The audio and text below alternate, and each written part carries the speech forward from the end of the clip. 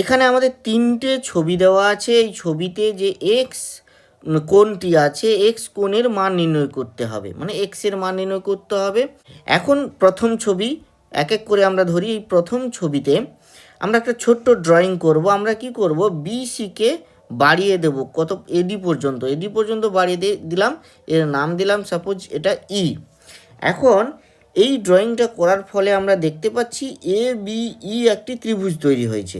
এই A B E ত্রিভুজের এই একটি কোণ হচ্ছে 60 ডিগ্রি, এখানে আরেকটি কোণ হচ্ছে 40 ডিগ্রি। তাহলে অবভিয়াসলি আর একটি বহিক কোণ আছে, দেখি বিইডি, এইটি হচ্ছে বহিক কোণ। এই বিইডির মান কত হবে, কারণ আমরা জানি কোনো ত্রিভুজের, এটা একটা উপপাদ্য কি, ত্রিভুজের বহিক কোণের মান বিপরীত অন্তস্থ কোণদ্বয়ের যোগফলের সমান। তার মানে এই বহিক কোণের বিপরীত অন্তস্থ কোণ হচ্ছে এই 60 ডিগ্রি আর 40 ডিগ্রি, এই কোণ আর এই কোণ, এদের যোগফল কত, 60 আর 40 100 ডিগ্রি।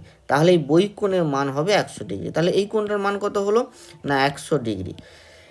আবার দেখি আর একটি ত্রিভুজ আছে, এই যে ত্রিভুজটা সিডিই, এই সিডিই ত্রিভুজের এইটি হচ্ছে বহিক কোণ এক্স কোণ, যেটা আমাদের নির্ণয় করতে হবে। তাহলে এই বহিক কোণের মান হচ্ছে 100 ডিগ্রি যোগ 20 ডিগ্রি, কারণ বিপরীত অন্তস্থ কোণগুলি হচ্ছে 100 ডিগ্রি আর 20 ডিগ্রি। তাহলে এক্স এর মান কত হবে 120 ডিগ্রি। তাহলে আমাদের এক্স হলো 120 ডিগ্রি।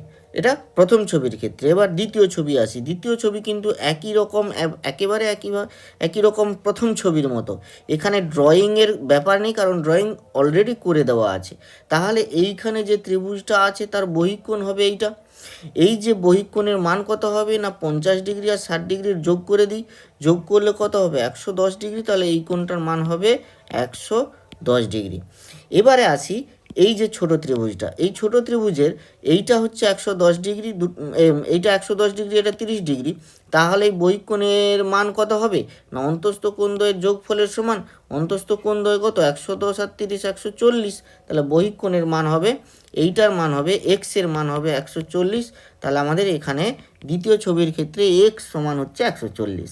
এবার আসি তৃতীয় ছবি। এই তৃতীয় ছবির ক্ষেত্রে একটা জিনিস খেয়াল করো যে পি কিউতে কিন্তু তীর চিহ্ন দেওয়া আছে। এই তীর চিহ্ন দেওয়ার অর্থ এটা উচিত ছিল এই এস টিতেও আর একটা তীর চিহ্ন দেওয়ার। এই তীর চিহ্ন দিলে কি বোঝাবে না পি কিউ এবং এস টি পরস্পর হচ্ছে সমান্তরাল। তো তোমরা এই কনভেনশনগুলো জেনে রাখবে যে এখানে এরকম পি কিউ এবং এস টি এরকম তীর চিহ্ন দেওয়া আছে। ধরা যাক এখানে আরও একটি সরলরেখা আছে ছবিতে মনে করা যাক এরকম একটি সরলরেখা এবং এখানে এইরকম চিহ্ন দেওয়া আছে, এরকম চিহ্ন দেওয়া আছে। তাহলে বুঝতে হবে কি না এই সরলরেখা এবং এই সরলরেখা পরস্পর সমান্তরাল সরলরেখা। তো যাই হোক, এখানে P Q R S T হচ্ছে পরস্পর সমান্তরাল সরলরেখা এবং এই কিউটি হচ্ছে ভেদক। তার মানে এই এই এই এই 55 ডিগ্রি এই কোণটা পি কিউটি কোণ আর এই কোণটা কিন্তু পরস্পর একান্তর কোণ, এবং আমরা জানি সমান্তরাল সরলরেখা হলে তার একান্তর কোণদ্বয় সমান হয়। তার মানে এটাও কত ডিগ্রি হবে 55 ডিগ্রি। এখন এই কোণটা 55 ডিগ্রি আর এইটা 60 ডিগ্রি। এটা একটা ত্রিভুজের আমরা জানি তিনটি কোণের সমষ্টি কত ডিগ্রি হয় 180 ডিগ্রি। তাহলে এই তিনটে মিলে 180 ডিগ্রি হওয়া উচিত ছিল, কিন্তু এই দুটো কত 115 হয়ে গেছে। তাহলে বাদ বাকি কত রয়ে যাবে, সেইটিই হবে এই এক্স কোণের মান। বাকি তাহলে 65 ডিগ্রি। এটা 180 থেকে 115 বাদ দাও, তাহলে এটা 65 ডিগ্রি। তাহলে এটা 65 ডিগ্রি হবে এই এক্সের মান। তাহলে এক্ষেত্রে এক্সের মান হবে 65 ডিগ্রি। এই হলো আমাদের অ্যান্সার। এই ছবিতে যতগুলি এক্স আছে সমস্ত এক্সের মান, প্রথম ক্ষেত্রে এক্সের মান হচ্ছে 120 ডিগ্রি, দ্বিতীয় ছবিতে এক্সের মান হচ্ছে 140 ডিগ্রি, তৃতীয় ছবিতে এক্সের মান হচ্ছে 65 ডিগ্রি।